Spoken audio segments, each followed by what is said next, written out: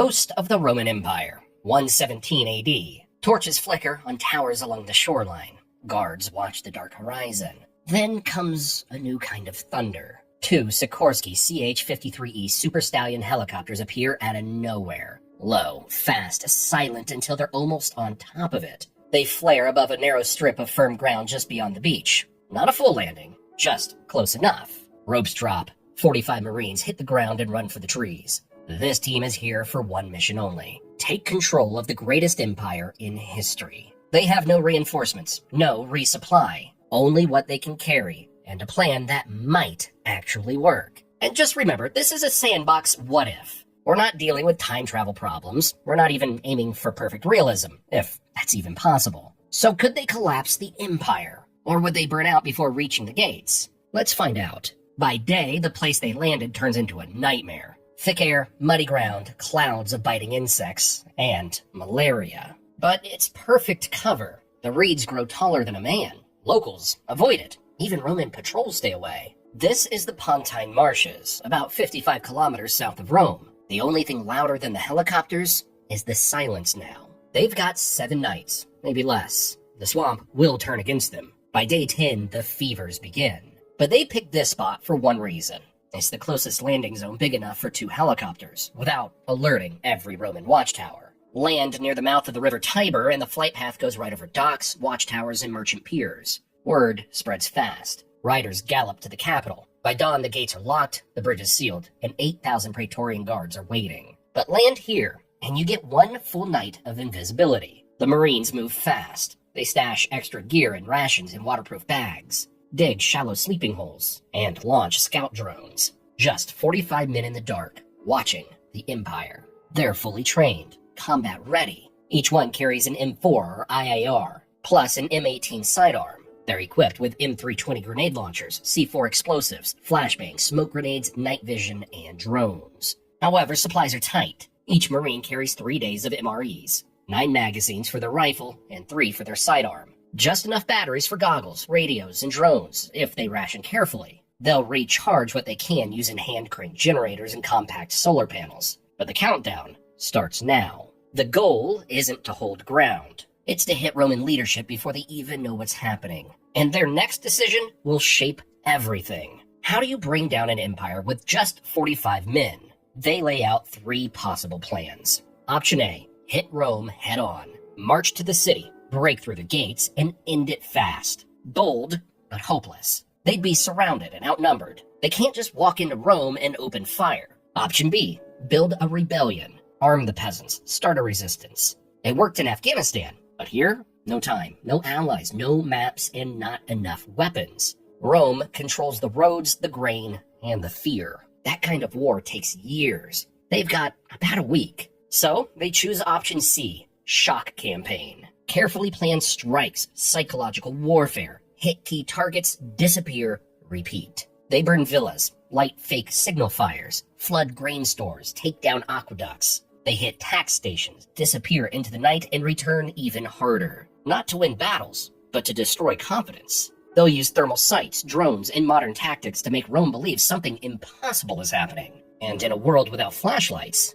they own the night. First target, Forum Appii, a small hub southeast of the capital. The Marines hit it at 3 a.m. Carrying suppressed rifles, they burn the stables, tear up the written orders and courier notes, then vanish. By sunrise, Rome hears nothing. And that silence, it spreads. Next night, they hit a tax collector's mansion. Coins taken, documents burned. Just enough damage to spark rumors. The following night, strange fires light up the hills. Rome's towers signal back, then wait. But no messenger arrives. No flame patterns change. No more signals come. By now, the capital doesn't know what's real. The Romans respond the way they always do. They organize. More scouts, roadblocks, guard posts. But does it make a difference? The Marines stick to back routes. They cross the Via Appia, one of ancient Rome's most important roads, only at night. Using thermal scopes, they spot guards to slip past unseen. Along the way, they plant false trails, broken branches, boot prints, fake camps. Roman patrols end up chasing ghosts.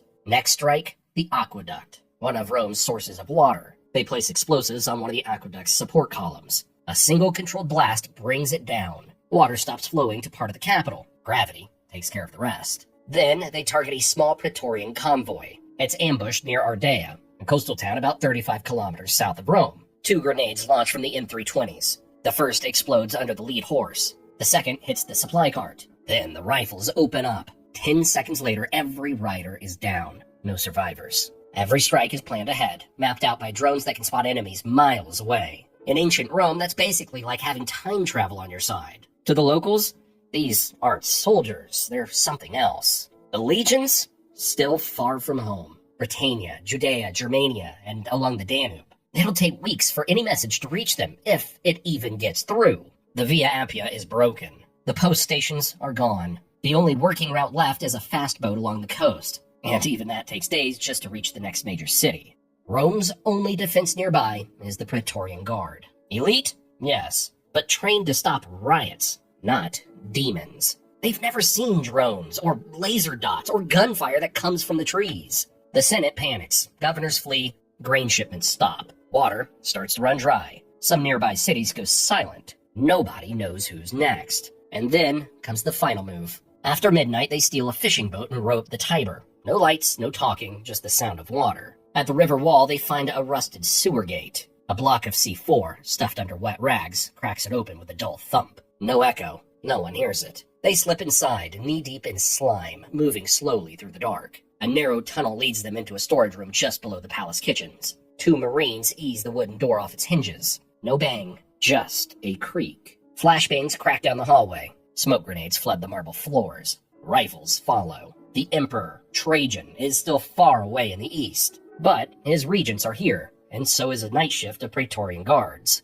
The Marines rise from the storeroom in 3 fire teams. Team 1 slips through the kitchens. 2 sleepy cooks open a door, spot the rifles, and freeze. Zip ties. Cover their mouths. Move on. Team 2 kills the lamps in a side hallway. 2 flashbangs roll toward the guard's post. Blinding light. A crack like thunder. The guards are on the floor before a single sword is drawn. Team 3 kneels by the door to the regent's chamber. They open the door using a Halligan bar and a rubber-capped hammer. Slow, quiet, no blast. They move up fast. Rifles up, lasers sweeping the room. The Praetorian prefect, the top commander of the Praetorian Guard, grabs for his sword. 1 silenced shot takes him down. The rest freeze, shields halfway raised. The regents, still in their nightclothes, are zip-tied and placed under guard. Total time inside? Around 10 minutes. 12 guards down. No alarms. By sunrise, the palace corridors echo with silence. Outside, Rome wakes to stillness. They did it. They broke the Roman chain of command in 7 nights. The guards are disgraced. The Senate freezes. But Rome doesn't fall in flames. It falls in silence. But could the Marines hold power? No, at least not for long. If Rome did manage to get a message to the legions or to Trajan, they'd probably be on their way soon. Their bullets are almost gone. Their batteries are dying. The swamp is turning on them. The first fevers hit, but the job is already done. They could prop up a local puppet, or they could sit on the throne for a week, but they won't last. If word starts spreading, things start shifting. Generals, governors, and river rulers all sense a shot at the throne.